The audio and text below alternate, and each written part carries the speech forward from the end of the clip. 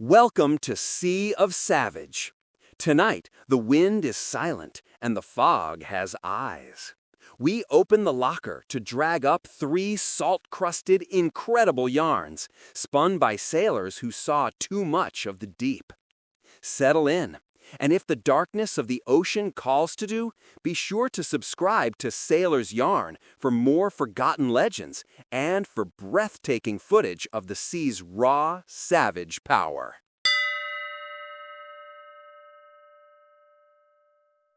The name's Elias the Calm, and this be the tale of the reckoning of the salted bone. Most folk fear the tempest, the gale that rips the rigging and snaps the mast like a dry stick. I tell you, lad, the true horror of the deep is not the storm, it is the stillness. It is the wide, flat mirror of the ocean when the wind has died and the sun becomes a cruel brass eye in the sky.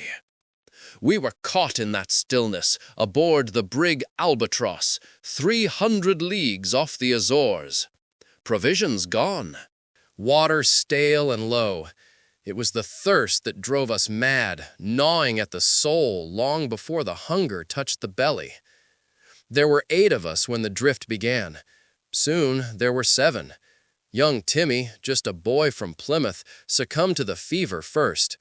We treated the dead with respect, as is the custom of the sea, wrapping him tight and committing him to the current. But the current was still, and the Albatross was trapped. Timmy's body drifted near the stern for 3 days. The heat swelled the air, and we sat, silent and haunted, watching the deep take its time with him.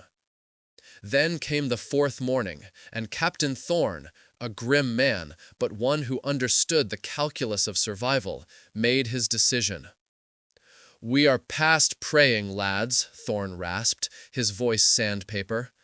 "We need the strength to stay awake, nothing more." We did not commit the worst sin, mark me. We were starving, aye, but not animals. We could not eat the flesh. But when desperation claws at your throat, you see necessity where decency once stood. We pulled him back. We salvaged the long, deep bones, the marrow of a life spent chasing the horizon. We boiled those salted bones, not for meat, but for the broth, for the brine and the essence. We were trying to extract the very last taste of sustenance, the vital salt that keeps the machine turning.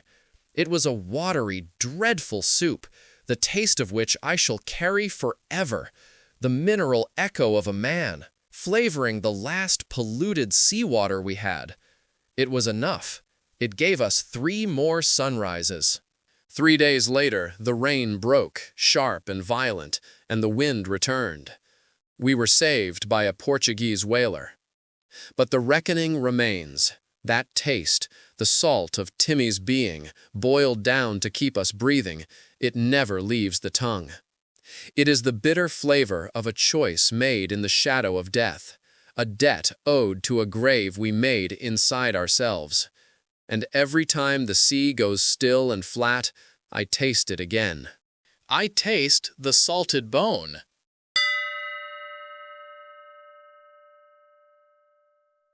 The name's Old Jack, and this be the tale of the iron price of Lorelei. Aye, the deep holds things that were never meant to see the sun. Ha ha, never meant to, I say. You can search the surface all your life, but the real monsters, the real treasures, they wait for you down below, where the light can't reach. We were sailing north, lad, near the cold black teeth of the Skerries.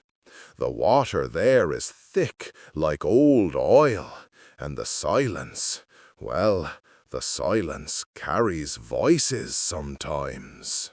We found a shadow on the echo sounder, a fortress of iron and silt. It was a Spanish galleon, sunk 100 years, deep as a forgotten sin. We worked for 3 days, hauling up the wet, rotting wood, until we hit the prize. Chests stacked high. Inside, gold. Not the dull, tarnished stuff you usually dredge up, but shining doubloons and heavy silver pieces, as if they had only sunk yesterday. They were beautiful, I'll grant you that, but they felt cold, unnaturally cold, even through the heavy canvas bags. I told the crew I did. This metal has too much history on it. It's too clean for the bottom of the sea. But greed, lad, is a stronger current than the Gulf Stream. It pulls every man down. Ha ha! Ha ha! It pulled them deep. They started arguing before the last chest was even lashed down. Over shares, over who had pulled the hardest line, over a single strange gold piece etched with a screaming face. The gold wasn't making them rich. It was making them small. Young Finn, he was the first to fall. A handsome boy, quick with a knot, but slow with a thought. We found him sneaking a pouch of coins beneath the mast, trying to hide his own private hoard. When the first mate confronted him, Finn drew a blade quicker than a striking viper. The mate fell, sputtering red on the shimmering yellow pile. That was it, the moment the gold demanded its rent. Gold and blood, they mix easier than rum and fresh water. That night, the gold piled high on the deck began to hum. A low, vibrating sound that crept into your bones and made your teeth ache. It felt heavy, lad, heavier than its actual weight. It was burdened with the souls of the men who had died trying to retrieve it. We threw it back, every piece. We shoveled it over the rail until the black water swallowed the last gleam of cursed yellow. We didn't keep a single coin, but the price had already been paid. Finn was dead, and the mate barely survived. And that's the thing about treasure, lad. It's not the getting that truly curses you. It's the counting. You always pay more than you bargain for. Always.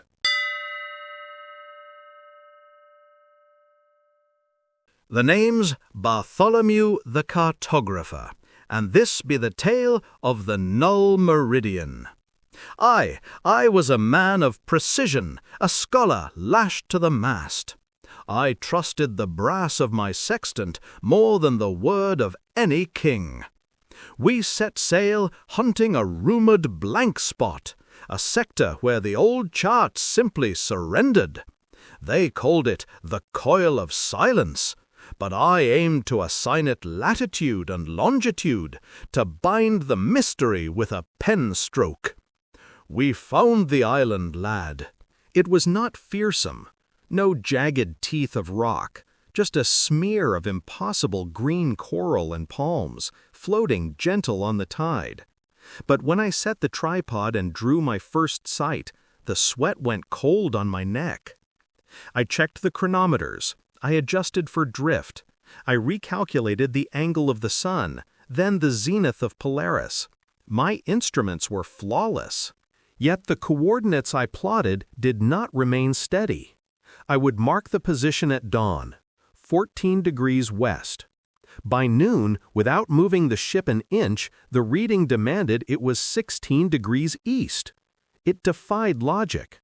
The island was stationary. The vessel was anchored firm, but the lines of the grid, the very geometry of the sphere, had betrayed me. "It cannot be," I muttered, my voice tight and thin as old rigging wire. My beautiful, precise mathematics were dissolving like cheap ink in the bilge. The captain, a superstitious old salt, pleaded to leave, but I was seized by the intellectual horror. I needed to understand the error, the flaw in the world's arithmetic. I spent 3 days plotting the island's frantic, impossible dance. Finally, we hoisted the sail, resolving to forget the place, to run due south until the water turned cold and proper once more. We sailed hard. We saw the island shrink behind us, dropping slowly toward the horizon, just as any land should. We sailed through the night, fixing our course by the steadfast, silent stars. But when the gray dawn broke and the mist lifted, my heart hammered like a carpenter's hammer on the deck.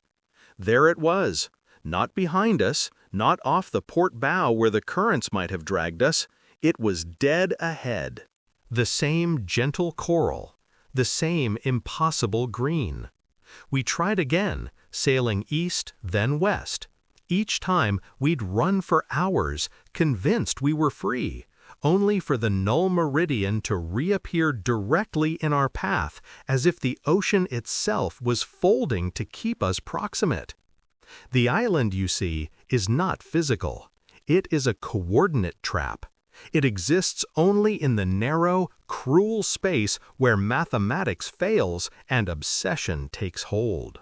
We are always approaching it, lad, yet never truly reaching it. And we can never, never sail away.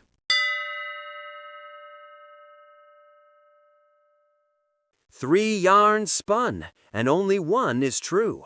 Which tale carries the heavy weight of fact, and which is merely a whisper on the tide? Cast your reckoning in the comments below.